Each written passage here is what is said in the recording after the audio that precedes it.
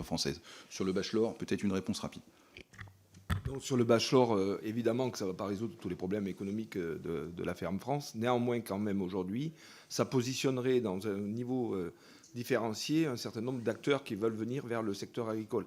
Et donc, du coup, ça serait quand même quelque chose d'engageant et qui est quand même d'une notion aujourd'hui Bac+3 qui est reconnue aussi au niveau européen. Donc, ça mène, j'ai envie de dire, une arme de plus à notre arc qui permet de pouvoir donner un axe très fort.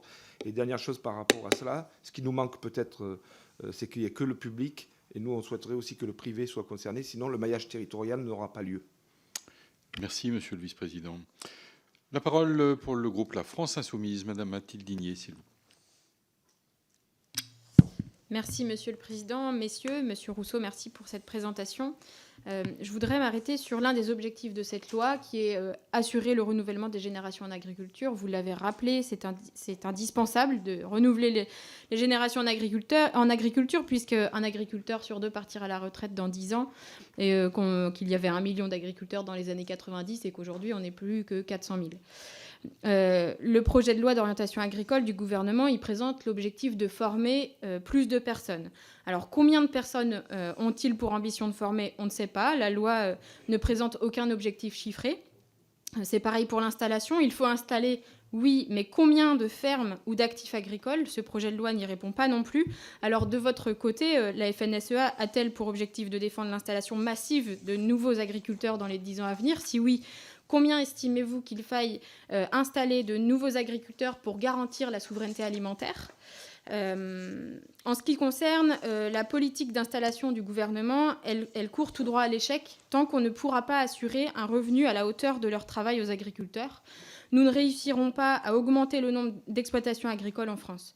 18% des ménages agricoles vivent sous le seuil de pauvreté. Alors je sais que ça ne vous concerne pas directement, mais en tant que président du syndicat agricole majoritaire, qu'avez-vous comme solution à apporter à ces agriculteurs qui ne sont pas payés dignement pour leur travail? Vous avez dit que les prix planchers bloqueraient le prix vers le bas, mais le marché actuel entraîne déjà les prix agricoles vers le bas. Les prix agricoles ont diminué de 10%. Donc, que proposez-vous pour que les agriculteurs soient rémunérés à la hauteur de leur travail? Je terminerai par dire que vous avez aussi dit, lors d'une conférence de presse, je cite, « L'État doit apporter son concours à l'arrêt de l'activité ». Alors, j'aimerais comprendre, en disant ça, est-ce que vous voulez que l'État pousse les agriculteurs à cesser leur activité?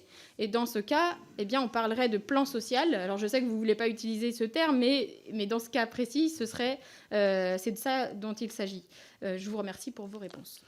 Merci, madame la députée. Monsieur le président. Merci, madame la députée. Je voudrais reprendre le dernier point. J'ai commencé mon propos d'introductif tout à l'heure par dire que l'agriculture était d'abord une aventure humaine.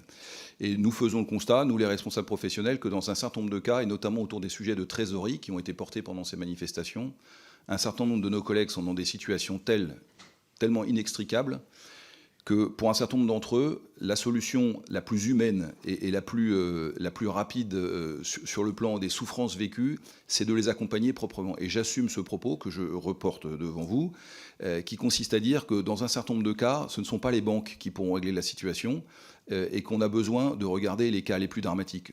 En aucun cas, en revanche, je n'ai dit que c'était la solution pour tout le monde, mais puisque le syndicalisme, c'est d'abord une aventure humaine, je me dois en responsabilité de traiter ces cas-là.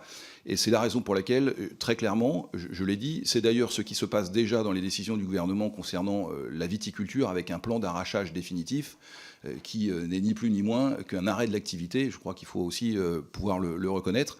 Ça n'est pas le cas de tout le monde, mais vous savez qu'on a aussi un certain nombre de sujets tabous et difficiles à aborder qui concernent notamment le suicide en agriculture, que nous devons affronter très en face, très humainement. Et donc dire qu'il y a un certain nombre de nos collègues qui doivent arrêter leur activité et qu'on doit les accompagner parce que souvent le capital d'exploitation et le capital personnel est lié, est un sujet d'humanité qui nous paraît essentiel. Pour le reste, je te laisse répondre, Luc.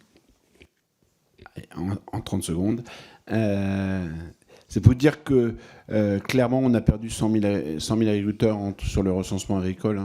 Entre 2010 et 2020, l'objectif, c'est d'en perdre le moins possible, c'est-à-dire d'avoir des jeunes pour installer, pour transmettre le maximum. Donc, c'est pour ça que ces maisons France Service Agriculture sont indispensables, un guichet unique qui simplifie et qui permet à ces jeunes de pouvoir déployer leur projet, mais d'un projet qui soit économique, avec derrière ces ambitions d'un revenu, un métier qui soit viable, vivable, et ça c'est indispensable, et de donner tous les éléments justement à ce que les gens qui vont transmettre, les 160 000 qui vont arrêter demain, aient envie de céder à ces jeunes.